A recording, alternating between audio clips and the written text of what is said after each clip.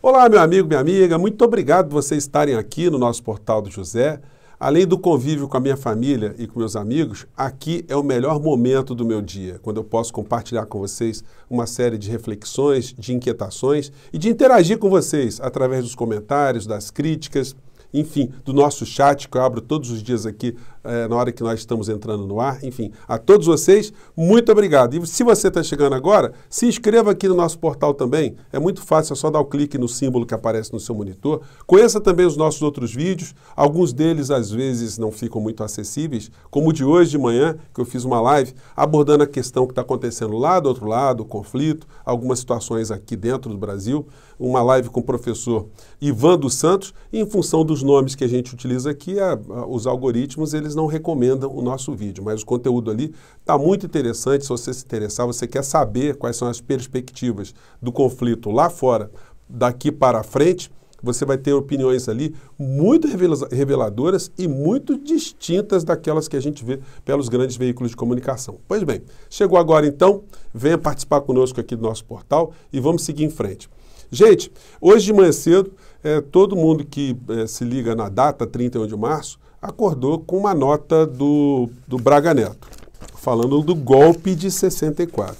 Não tem como a gente pegar leve nesse assunto, gente. Aqui a nota dele aqui, enfim, basicamente dizendo pra gente, né? Defesa diz que golpe de 64 foi evolução política.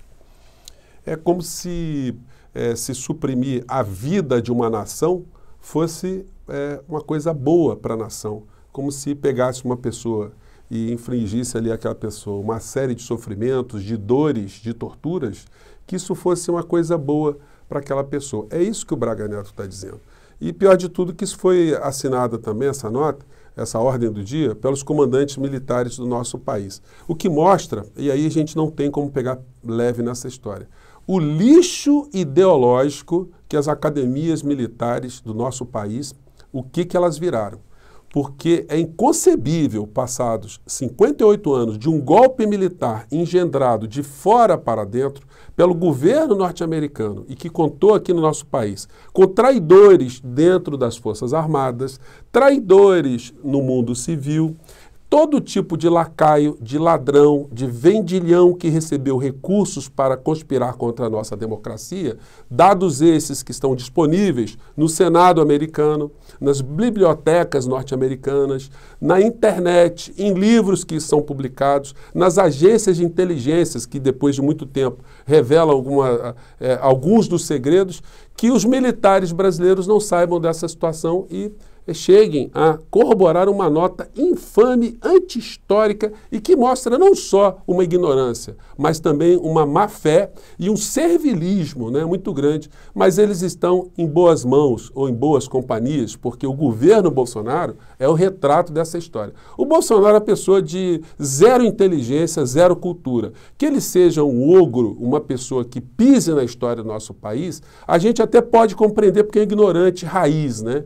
Mas os ministros militares, as pessoas formadas com dinheiro do povo brasileiro para se transformarem em pessoas que defendem a pátria, serem esse tipo de personagens bizarros, aí a coisa é mais complicada, né? E a gente tem que reagir porque são servidores públicos. A gente tem que dizer essas coisas que a gente diz aqui. Felizmente, alguns outros colunistas estão percebendo o que está acontecendo no nosso país também, estão apontando algumas ameaças, algumas quebras institucionais que estão sendo planejadas, e a gente tem que reverberar cada vez mais isso porque os monstros de pijama estão querendo colocar as unhas de fora novamente. Vamos continuar aqui. E esse tipo de situação que o Braga Neto diz, que foi muito boa para a gente, contrasta com uma série de questões, né? Eu vou falar aqui dessas distorções históricas, mas antes que eu me esqueça, me permita fazer aqui um pequeno parênteses, né? No final da história, para quem essa gente toda está trabalhando, a quem eles estão servindo. Olha que notícia que saiu ontem no veículo de comunicação Brasil-Estados Unidos, nesse canal aqui.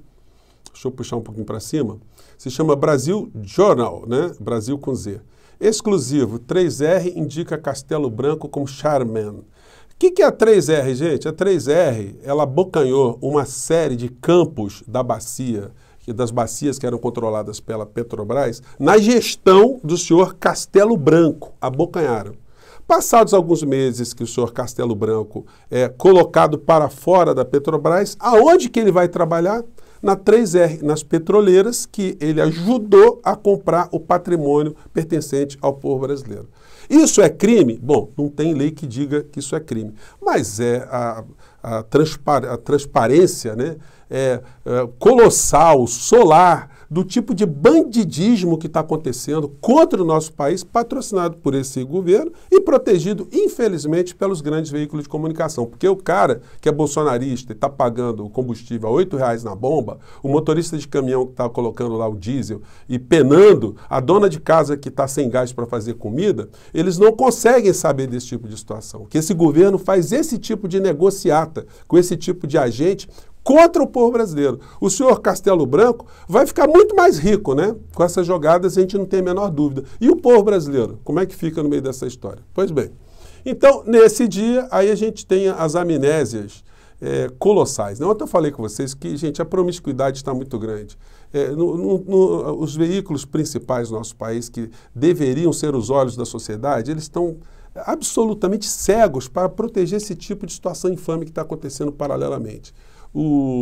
Mostrei para vocês ontem uma cerimônia que não inaugurou absolutamente nada, serviu apenas para ser retransmitida pela TV Brasil, o Bolsonaro fazendo oração, parece que ele não quer se ver livre da gangue bíblica, ele quer ficar junto com esse pessoal porque rende muito voto, e ontem a gente pagou o povo brasileiro para vermos pela rede pública esse tipo de usurpação da função pública, fazendo campanha eleitoral, com o senhor Augusto Aras totalmente cego. O senhor Augusto Aras, ele está protegendo criminalmente o Bolsonaro.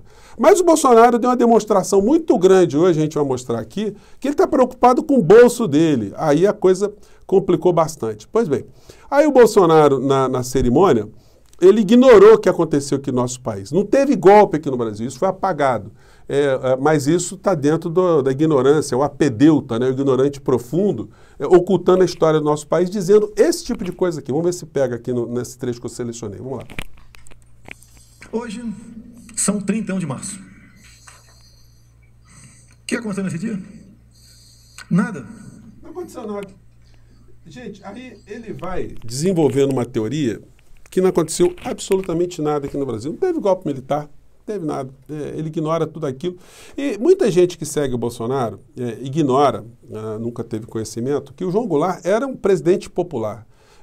Algumas pesquisas estão inclusive publicadas em canais oficiais como o da Câmara Federal aqui no nosso país, colocam esse tipo de matéria aqui.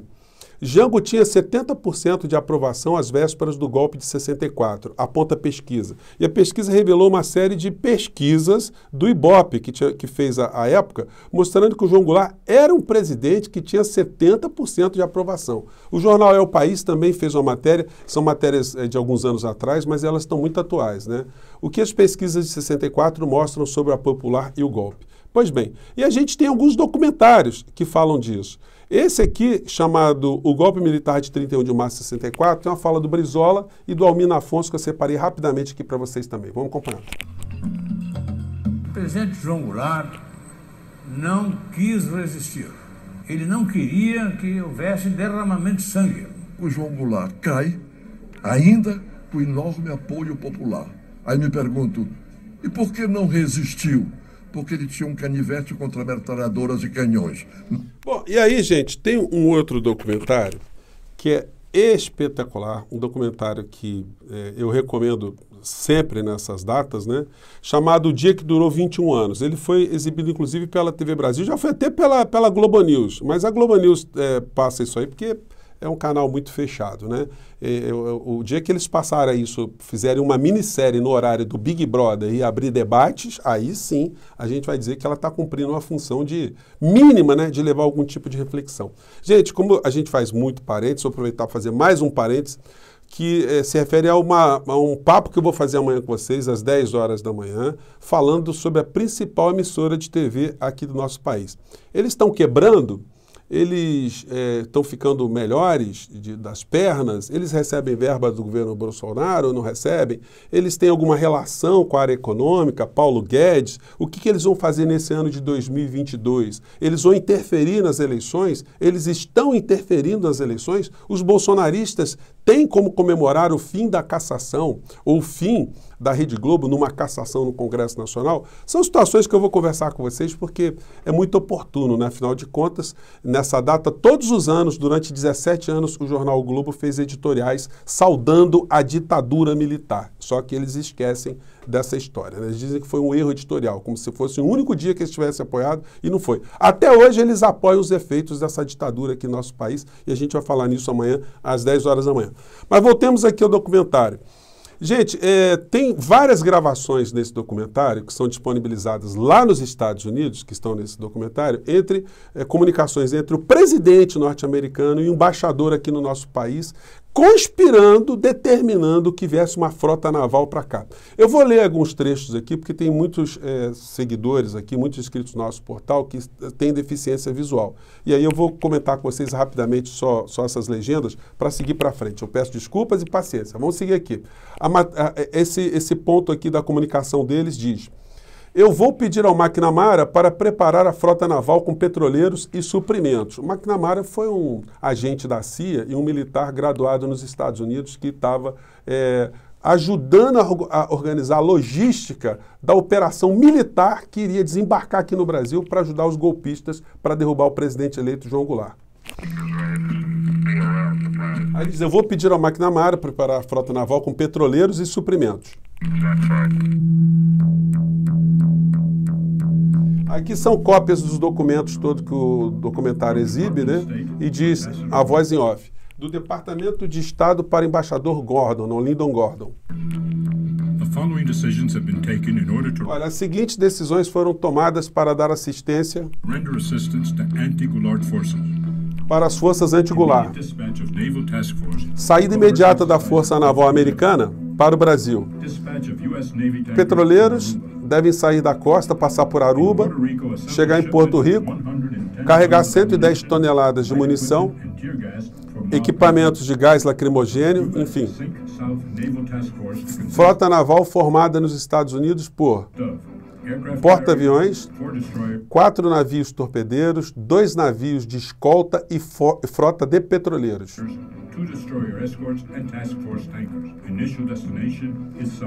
Destino inicial, Santos. Gente, é incontestável. Só um comandante militar com má fé que pode ignorar, ou com muita ignorância, né? Que pode ignorar isso, em tempos democráticos, ficar fazendo esse tipo de chacota, né? Bom, mas aí voltemos aqui à questão do Bolsonaro, o destempero dele e a sua alta preocupação com seu bolso, porque o Bolsonaro hoje ele demonstrou uma solidariedade muito grande com o Daniel Silveira. Mas não foi o Daniel Silveira, não. Ele está preocupado com ele mesmo, né? E aí ele fez falas que podem soar com tanto ou quanto preocupantes para todos nós. Vamos acompanhar aqui essa fala do Bolsonaro. Vamos lá. Diferente do presidente. Temos inimigos, sim. São poucos inimigos de todos nós aqui no Brasil. Poucos. E habitam essa região dos 3 poderes. Ele está se referindo a Alexandre de Moraes, algum ministro do Supremo Tribunal Federal. Ele já tinha falado implicitamente algumas situações que dão esse destino aí, né? A fala dele é destinada aos ministros da Suprema Corte do nosso país. Chamando de inimigos do Brasil. Eles podem muito, mas não podem tudo.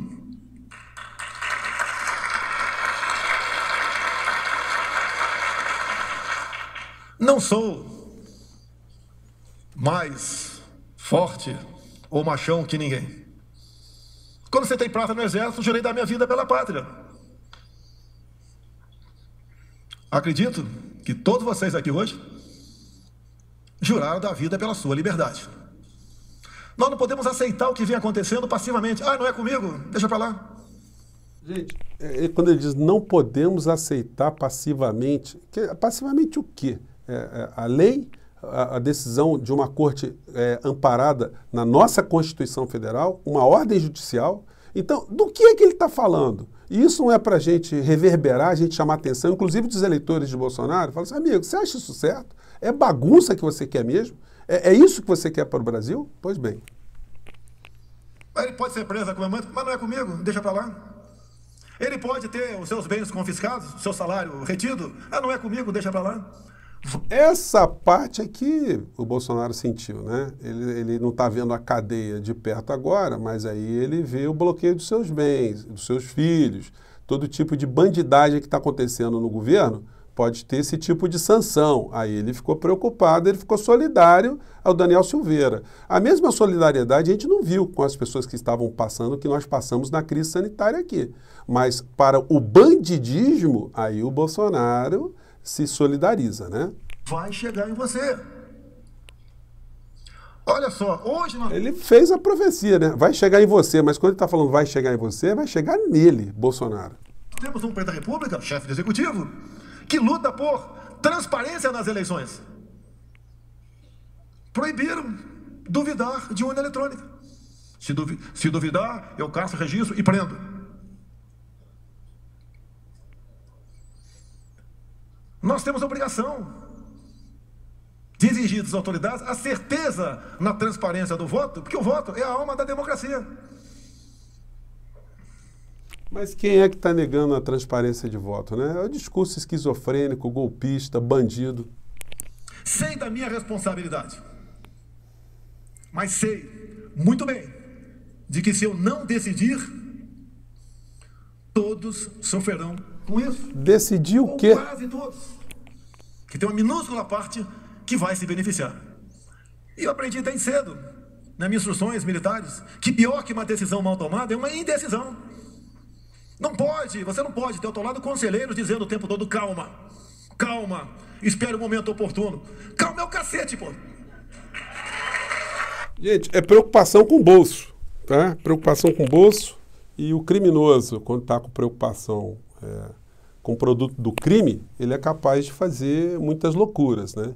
E a gente tem que estar atento a essas questões todas. Não existem condições externas para nenhum tipo de ameaça à nossa democracia, como teve no golpe de 64, mas nós temos um bando de insanos, uma série de gangues bíblicas a gangues petroleiras, gangues estelionatáricas, gangues no sistema financeiro, na economia do nosso país e em grupos que estão se dando muito bem.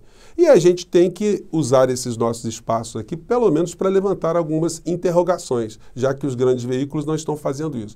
Eu espero aqui que outros canais também reverberem essas situações todas e que a gente consiga sensibilizar pelo menos as instituições, advertir do que é que está acontecendo aqui no nosso país. Tem muito trouxa acreditando que esse governo está fazendo alguma coisa boa, mas na verdade está fazendo alguma coisa boa para poucos e está espremendo o povo brasileiro. Quanto mais as pessoas despertarem no nosso país, mais a gente vai conseguir antídotos para colocar esse tipo de gente ou na cadeia ou no manicômio. Gente, eu fico por aqui, desculpem mais uma vez a veemência, mas nosso espaço é para isso. É por isso que eu estou aqui com vocês, é por isso que aqui é o melhor momento do meu dia. É o momento que eu posso compartilhar algumas reflexões e algumas das minhas indignações com as coisas que eu estou vendo. Gente, muito obrigado mais uma vez e vamos seguir em frente. Até amanhã, 10 horas da manhã, que tem assunto, vai ser muito interessante. Tchau!